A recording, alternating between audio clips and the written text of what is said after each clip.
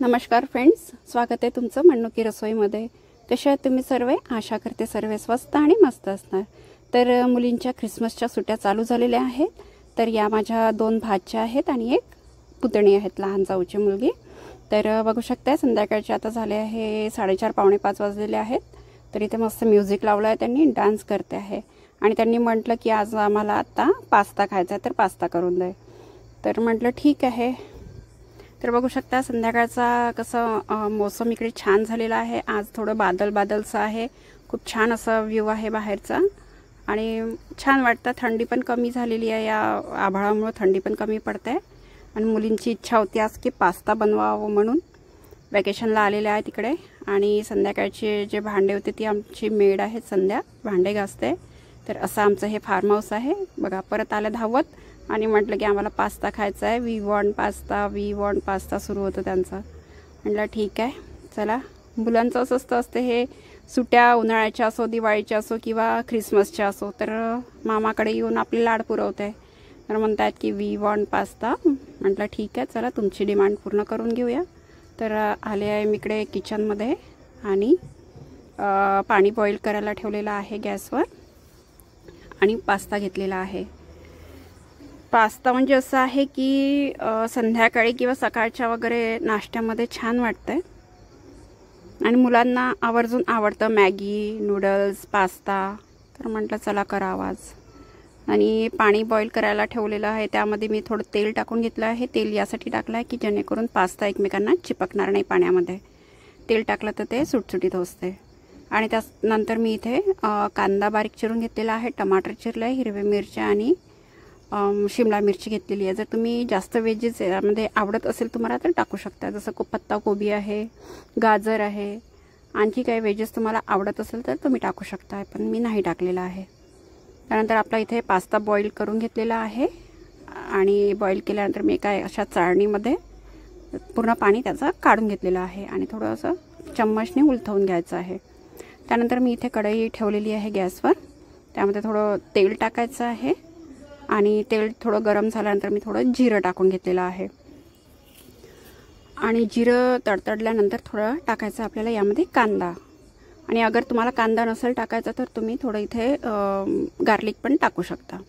मी कांदा टाकलेला आहे। कांदा छान ब्राऊन झाल्यानंतर मी इथे हिरवी मिरची टाकून घेतलेली आहे आणि सोबतच शिमला मिरची पण टाकून घेतलेली आहे। याला पण छान परतून घ्यायचं आहे। मुलांचं असं असते म्हणजे सकाळी पण त्यांना नाश्ता खायला पाहिजे असते, संध्याकाळचे त्यांचं लाड पुरवायचं असते, बस वेगवेगळ्या डिमांड असते, कधी हे पाहिजे कधी ते पाहिजे। आणि चला असं लहानपण असतेच असं, आणि मामा मामीकडे आल्यावर जास्तच लाड असते पोरांचे, आहे की नाही? आमचे पण झाले होते लहानपणी। तर त्यानंतर मी इथे मीठ टाकलेलं आहे आणि मीठ ऑलरेडी आपण पाणी उकळताना म्हणजे पास्ता बॉईल करताना टाकलेलं होतं, म्हणून थोडं कमी टाकायचं मीठ। आणि आपण इथं सोया सॉस टाकलेला आहे, तर सोया सॉसमध्ये पण मीठ असते, तर मीठ थोडं म्हणजे सांभाळून टाकायचं, नाही तर खारट होईल। आणि त्यानंतर मी इथे टाकलेला आहे मॅगी मसाला। मुलांनी म्हटलं की पिझ्झा सीझनिंग वगैरे काही टाकायचं नाही, चिली सॉस पण टाकायचं नाही, म्हणून मी इथे मॅगी मसाला टाकलेला आहे। आणि जे आपण पास्ता बॉईल करून घेतलेला होता त्यातलं थोडं 1 वाटी मी पाणी टाकलेलं आहे, काही नाही त्यांना थोडं ज्युसी पाहिजे होतं म्हणून पाणी टाकून घेतलेलं आहे। आणि त्याला छान पास्ता टाकून मिक्स करून घ्यायचा आहे। तर अशा प्रकारे आपला इथे हा पास्ता बनवून तयार आहे, खूप छान टेस्टी। तुम्ही पण बनवून बघा। अगर तुम्हाला आवडत असेल जास्त स्पायसी तर तुम्ही इथे चिली सॉससुद्धा टाकू शकता, मी टाकून घेतलेला आहे कारण मिरची कमी टाकलेली होती। तर असा झालेला आपला पास्ता। त्यानंतर मी थोडा इथे स्प्रिंकल करून घेतलेला हिरवा सांबार। जर तुमच्याकडे हिरवा कांदा असेल तर तुम्ही हिरवा कांदासुद्धा टाकू शकता। तर चला, लॉनमध्ये मी मुलांसाठी टेबल लावलेला आहे, बघूया त्यांचे एक्सप्रेशन्स कसे येतात। तर पास्ता बघितल्यानंतर बघू शकता आपण असा झाला आहे आपला पास्ता, एकदम स्पायसी पास्ता झालेला आहे बनून। तर मुलांना मी डिशमध्ये सर्व केलेला आहे। तर बघा किती वेट चालू आहे पास्त्याचं, म्हटलं तर थोडा वेळ यांची मजाच करावं, म्हणते की लवकर दे असं चालू होतं त्यांचं। आणि खूप डान्स करून करून दमले पण होते। यांना दिला पास्ता, सर्व केला यांना। सर्वांचे एक्सप्रेशन बघू शकता, खूप छान झालं असं त्यांनी म्हटलं होतं मला। आणि बाहेरचं एकदम वाटते असं रेस्टॉरंटमध्ये बसल्यासारखं असं फिलिंग येते आपल्या या फार्म हाऊसवर।